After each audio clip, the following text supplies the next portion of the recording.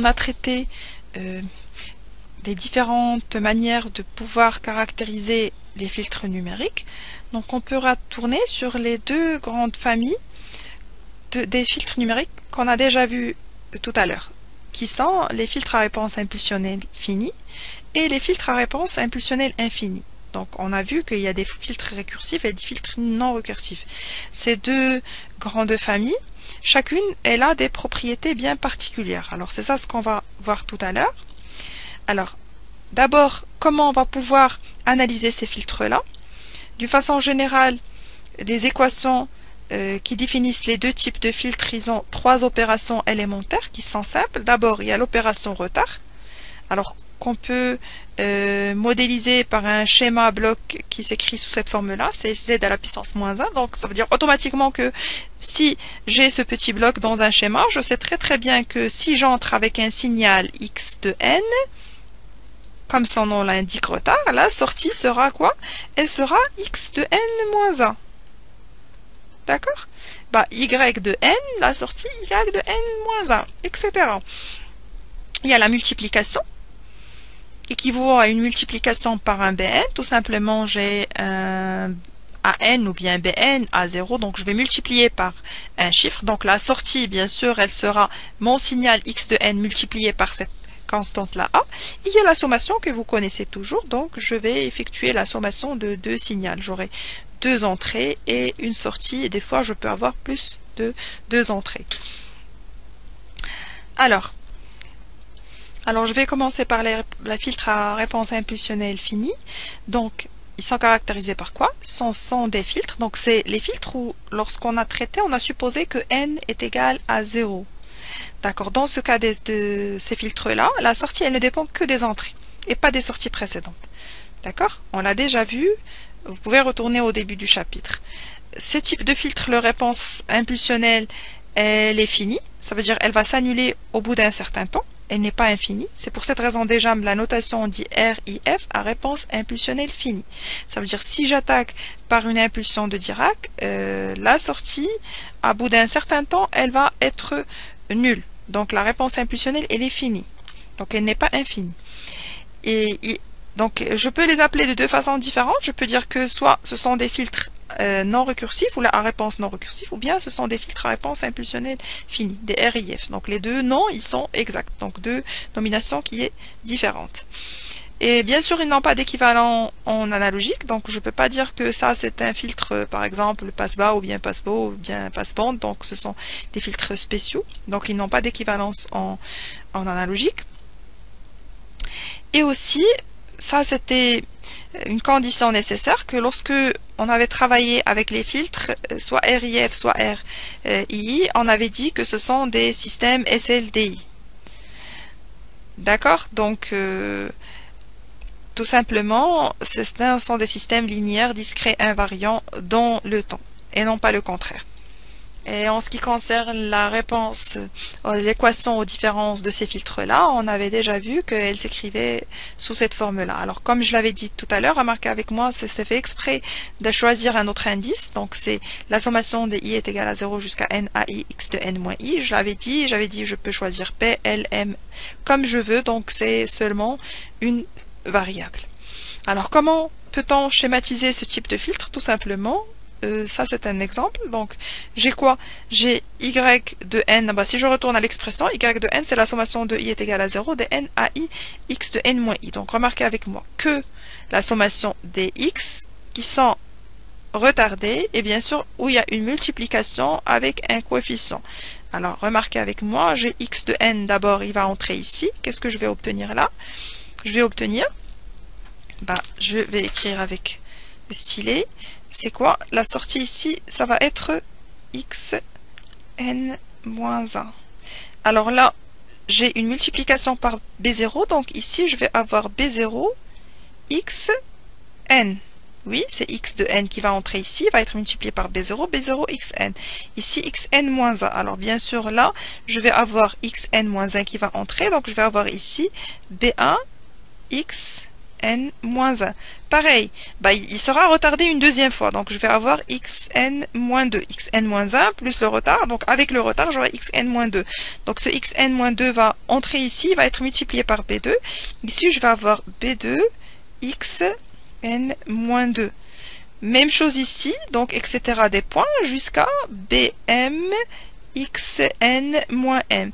Et bien sûr, ici, une sommation. Donc, sa sommation de ça avec ça, plus ça avec ça, etc., etc. Donc, je vais obtenir la relation précédente. Je vais obtenir les yn. C'est la sommation de i est égal à 0 jusqu'à n des ai x n-i. Alors, ici, vous remarquez avec moi la petite différence qu'il y a que le coefficient que je vais utiliser dans l'expression, j'ai utilisé le a. Bah, là aussi, c'est un coefficient que je peux choisir. Vous êtes d'accord avec moi? Alors, normalement, ce que je vais obtenir ici, ça va être donc y. Normalement, la relation qui va nous fournir, normalement, je devais obtenir y de n égale à quoi? Égale à la sommation de i allant de 0 jusqu'à m des bi au lieu de ai, quoi? X de n moins i. Bah, ça reste tout simplement, c'est un coefficient de multiplication. Bah, les deux, c'est juste. Maintenant, on va passer au filtre à réponse impulsionnelle infinie. Donc ça c'est le contraire du premier cas. Maintenant on a le n qui est supérieur ou égal à 1. Donc je n'ai plus le cas de n est égal à 0. Donc dans ce filtre là, la sortie elle va dépendre des entrées et des sorties précédentes, ça ce qui est sûr. Donc je vais rappeler tout à l'heure l'expression, ou bien je peux retourner. Donc qu'est-ce qu'on avait dit? On avait dit quoi? Ben, je retourne à l'écriture précédente, voilà. Remarquez avec moi, on a déjà vu, on a vu que y de n, pour le cas de réponse impulsionnelle infinie, je vais avoir y de n qui est sous la forme de, c'est la sommation des entrées des valeurs précédentes et passées, plus que la sommation des valeurs passées de la sortie. Donc, ils sont caractérisés par quoi? Donc, ces types de filtres, ils sont caractérisés par le fait que leur réponse impulsionnelle, elle est infinie.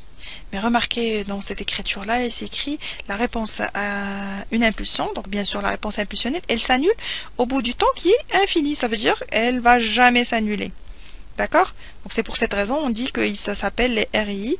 De la même façon, je peux dire que ce sont, je peux les nommer de deux façons différentes. Je peux dire que ce sont des filtres récursifs, bien des filtres à réponse récursifs, ou bien on peut dire que ce sont des filtres à réponse impulsionnelle infinie. Cela signifie la même chose. Alors pour représenter les signaux, ou bien les filtres à réponse impulsionnelle finie, on peut les représenter sous cette forme-là. Remarquez avec moi que ici, y de n, ça va être la sommation des entrées bien sûr précédentes, donc toujours j'ai le signal qui a été retardé multiplié par nos bn, donc nos bi, donc voilà de b0 jusqu'à b1. Ici je vais avoir b0 x de n, ici b1 x de n-1, b2 x de n-2 jusqu'à bm x de n-m. Par la suite, tout cela, il va s'additionner et je vais lui ajouter quoi? Je vais lui ajouter y de n, puis les y de n-1 moins ai. Parce que vous remarquez que, on l'avait dit, on avait dit que l'équation aux différences, c'est quoi? Tout simplement, on avait dit que la sommation de k allant de 0 jusqu'à n des ak, y de n moins k, est égale à la sommation de r allant de 0 jusqu'à m des br x de n moins r. Donc tout simplement, si je partage ça en deux parties, je vais dire bien sûr a0, y de n, plus la sommation de k allant de 1 jusqu'à n, des y, bien sûr des ak, y de n moins k, égale à ce terme-là. Maintenant, a0 est égal à 1. Donc y de n est égal à quoi? Est égal à la sommation de r allant de 0. Alors y de n égale à quoi?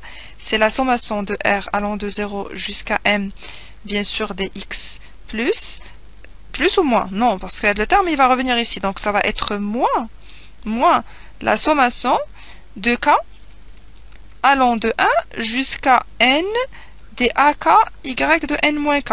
C'est là où ça vient le moins. C'est pour cette raison que j'ai ici une multiplication par moins A1 et moins A2, etc. Donc ici, je peux mettre des pointillés. Alors comme je travaillerai avec des sommateurs et non pas avec des soustracteurs, c'est pour cette raison que j'ai multiplié avec des coefficients qui sont négatifs.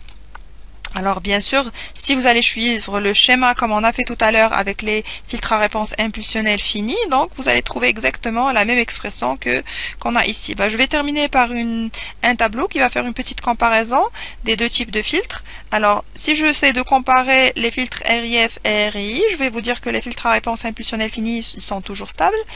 Ils ont une phase qui est linéaire, ils sont faciles à concevoir et la durée des transitoires est égale à la longueur du filtre. Alors bien sûr, on n'a pas eu le temps de traiter la durée des transitoires, d'accord, mais ce n'est pas grave.